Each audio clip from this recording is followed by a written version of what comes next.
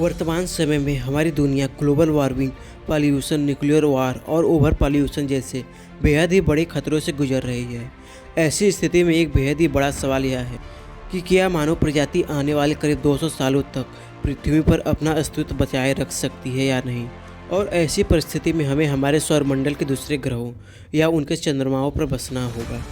ऐसी स्थिति में हमारा पड़ोसी मंगल ग्रह इस रेस में सबसे आगे नज़र आता है, जहां भविष्य में मानव बस्ती बसाई जा सकती है। पर क्या होगा अगर हम पूरे मंगल ग्रह को ही जीने लायक बना सकें, यानी उसे टेराफॉर्मिंग कर सकें, जिसके लिए वैज्ञानिक न्यूक्लियर मार्स आइडिया पर विचार कर रहे हैं, जिसके अंतर्गत वैज्ञानिक मंगल ग्रह के ऊपर कई परमाणु बम फोड़कर उसे धीरे धीरे रहने लायक बना सकें। पर यह कॉन्सेप्ट क्या है और यह कैसे काम कर सकता है, यह सब जानेंगे आज की इस वीडियो में।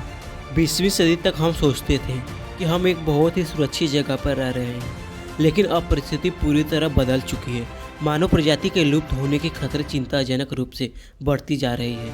महान वैज्ञानिक स्टीफन हॉकिंग कह चुके हैं कि महज 200 वर्षों के भीतर मानव प्रजाति का अस्तित्व हमेशा के लिए खत्म हो सकता है। और इस संकट का एक ही समाधान है कि हम अंतरिक्ष में मानव कॉलोनी बसाएं। वैज्ञानिकों द्वारा रिसर्च से यह पता चला कि भविष्य में हम पृथ्वीवासियों द्वारा स्पेस कॉलोनी बनाने के लिए सबसे उपयुक्त जगह हमारा पड़ोसी मंगल ग्रह हो सकता है। मंगल ग्रह और पृथ्वी की अनेक समानताएं हैं। हालांकि मंगल ग्रह एक बेहद ही ड्राई और कोल्ड ग्रह है, लेकिन इसमें वे तमाम तत्व मौजूद हैं जो इसे जीवन के अनुकूल बनाने के लिए सक्षम है, जैसे कि पानी, कार्बन डाइऑक्साइड, नाइट्रोजन। मंगल ग्रह अपनी दूरी पर लगभग पृथ्वी जितने ही समय पर घूमती है। पृथ्वी की तरह मंगल ग्रह पर भी वायुमंडल मौजूद है, जो कि काफ़ी पतली है। मंगल ग्रह पर न तो वायु पर्याप्त है और न ही सूरज की रोशनी। वहाँ का अधिकतम तापमान एंटार्कटिका के न्यूनतम तापमान के लगभग बराबर है। इसका वायुमंडल काफ़ी पतला है, जिसके कारण हानिकारक रेडिएशन मंगल ग्रह की सतह पर सीधे धावा बोलती है। 95% कार्बन डाइऑक्साइड से बना हुआ वायुमंडल हमारे लिए दम घोटने वाला साबित हो सकता है। वैज्ञानिकों का मानना है कि मंगल ग्रह के परिवेश को पृथ्वी जैसा बनाना संभव है। मंगल ग्रह को टेराफॉर्म करने के लिए वैज्ञानिकों ने कई तरकीब सुझाए हैं।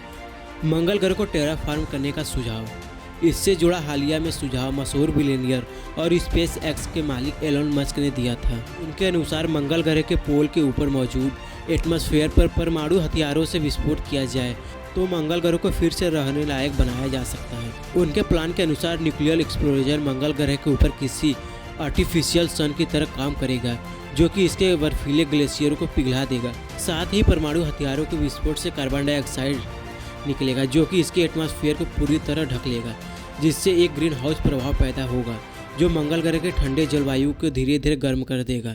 साथ ही कार्बन डाइऑक्साइड के चलते इसका पतला एटमॉस्फेयर मोटा होता चला जाएगा।